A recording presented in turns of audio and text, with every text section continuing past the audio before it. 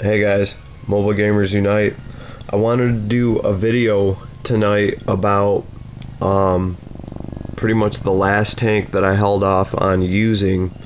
I'm kind of sick, but just been laying around all day in bed trying to recover, so I got time to play the game. And I started playing with Vargas because he was doing so good in Guild Wars for me, and I really got to thinking about him.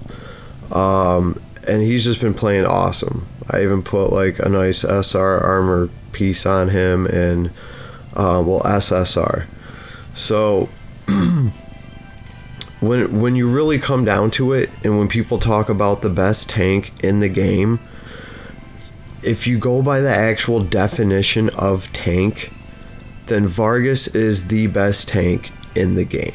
And it's just really kind of like impossible to argue, because if you go by the definition of tank, is somebody that is taking damage. Okay, the very fact that just off of his talent alone, Vargas can take an infinite amount of damage and throw it away, and then pretty much survive it and get healed or whatever afterwards.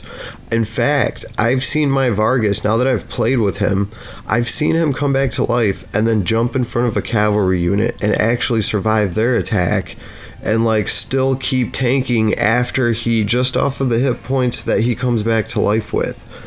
That was just wicked awesome to see, and it really kind of opened my eyes up to really what he can do. Okay, don't get me wrong. Early, mid-game, I'm using Frivia because I want to spam damage. But when you're talking about a tank, you have to take all the damage talk out of it, because that's really what a tank is there for, okay? It's also very important to note at this point, Vargas is the only anti-Leon character in the game, period. He is the only one, because of the way he works. His talent alone deflects Leon for a turn. 2.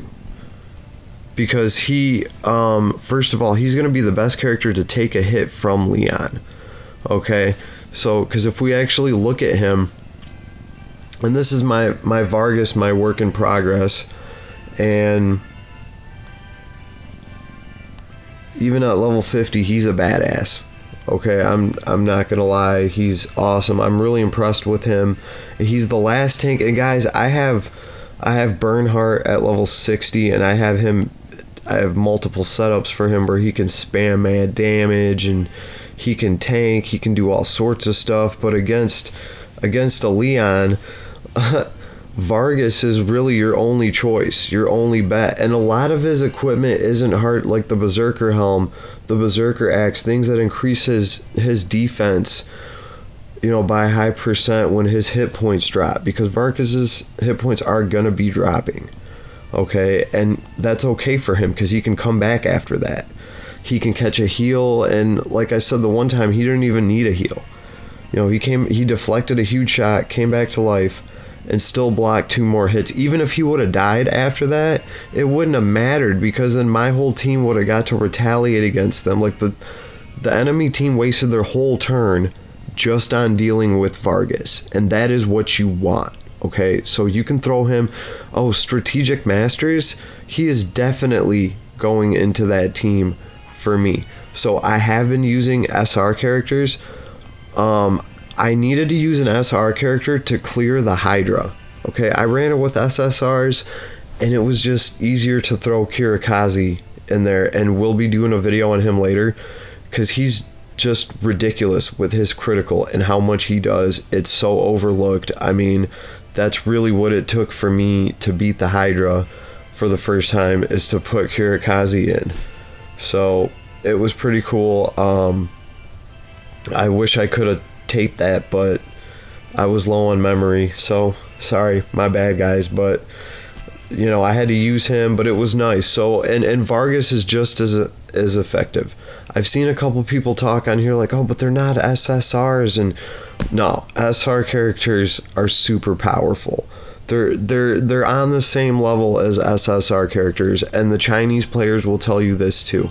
Okay, it's the truth, because realistically, this is how free-to-play players and normal players are able to get through the game and beat all the content that, whales are too in this game.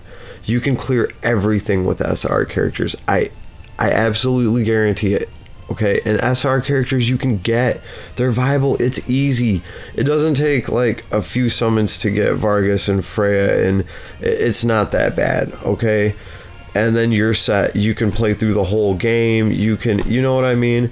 So I unlocked, on my free-to-play account, I unlocked Vargas and Freya like within the first 20 pulls that you get for free. So, it's not that hard to do. They're viable characters. They're there for you because somebody has to replace Grenier. Grenier is terrible. You don't want to invest in him. You just want to throw him away. He's the starter character that you throw away. You're expected to switch your tank. That's just the way they made it. All right. But then also, Alu's battle armor. Am I saying that right? Well, whatevs. This one right here. This is great for him. Okay, because now this, and I think it goes all the way up to 30%. It's got gives you hit points and defense 2%, which is, and this is at like level 20. So when under ranged attack, has a 15% chance to lower damage taken by your unit in this battle by 30%. And that goes, like, all this goes up when you level this item up. So for Vargas, that makes him awesome. Like, this chest piece alone makes him just be able to jump in front of archers and be anti ranged attack and really just like soak up that much more of it. Like when this triggers, and you can get it to trigger, and when this triggers, like he's gonna be taking like nothing. It's gonna be ridiculous. So definitely a fun armor piece to have on him, I'm noticing, because this Vargas is awesome. He's only at 2662 power level, but he's running like he's at like 3500. He really is, compared to my other characters that are like 4000 and 5000. So I can honestly say this guy's awesome. He's been putting in work in Guild War. So if you're using Grenier and if you have Vargas sitting there, or if you're not sure about Vargas, or even if you have Frivia, I'm telling you right now, you are going to want a Vargas for endgame content. Because when it comes to standing in front of a Leon or a Dragon, you are still going to want to have this guy. So even if you love your Freya, not Frivia. Freya, if even as much as you love your Freya, and I love her too, I got the skin, she's a Spartan, just awesome, okay? But you still need to have Vargas on backup. You will need him for content. It'll come down to you needing him for some kind of dragon fight, or something where you really do need him to take some kind of just spirit bomb to the face and be able to come back to life. So it's good to have that. Build him, all right, and use him. He's fun to play with. See what you can do with him. You can get away with a lot. All right, mine's been sitting on the bench. I've been waiting to do a review on him. This is honestly what I think of him now that I've been playing with him, but I've been waiting to do a review on him because, real quick, I'll show you my tank game right now, and I'm pretty much on par. Just with Bernhardt alone, I have Bernhardt's ultimate tank build, which means I've actually invested the runes to get heavy shield on him and get his best, because this right here, Iron Fist, for him is amazing, and it gives him, his attack increases by 20% on top of that. So this, along with heavy shield, so he can actually like deflect some real crazy damage, this makes dragon fights and just all sorts of stuff just way more awesome. So it was definitely worth it. His power level is, I have some masteries to get, obviously, so just this one, I have to finish it. But I have him, I have a Freya that is a decent power level too, and I played with her for a while. Okay, she's at 34, 33, so I have a pretty good, and my Ledin, okay, listen, my Ledin's at 32, 52, that's because I stripped his gear down. I don't play with him, just because I've been playing, you know what I mean, like, I ended up putting Gaia's armor on him after he had the reflect armor on him, and this King's Amulet and his Oath Seeker. So, but I did have his power up in the 4000s before I stripped him down and parted it out to my other characters. So I have a good concept of tanks. I've played with all of them. I know how they all work.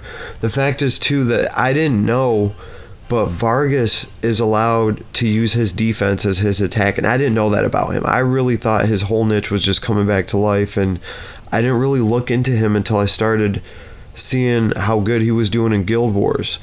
Where is he?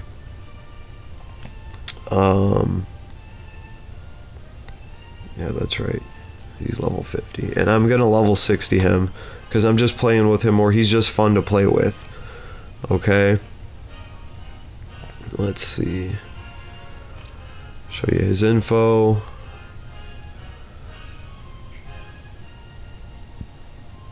And also this physical damage reduction increases when unit has higher hit points. That's just sweet. You know, everything about this guy, like, okay, this guy's pedigree says tanking on it. Says nothing about damage because he is a purebred tank. That is the way I see it. Like, he is made just for that function alone. Forget about spamming damage. Don't even talk about damage because it has nothing to do with pure tanking. Now, I could understand where a lot of people would be like, well, I'd rather give up a little bit of tankage or whatever to be able to spam damage with Freya and this and that, and that's a lot of that stuff's really fun. That's a fun mechanic to play with. I love playing with it too. I don't want anyone to get me wrong and jump down my throat and be, you know. So I do appreciate all the tanks in this game. I have them all and I've invested into all of them, and really Vargas is worth it if you have him sitting around. And come on, he's an SR. Get him and use him. Make him worth it because he's there. He's a good resource that they're giving you to clear content. Okay, so take advantage of that. Check up on him. You know, look into it if you got him sitting around and you've been ignoring him.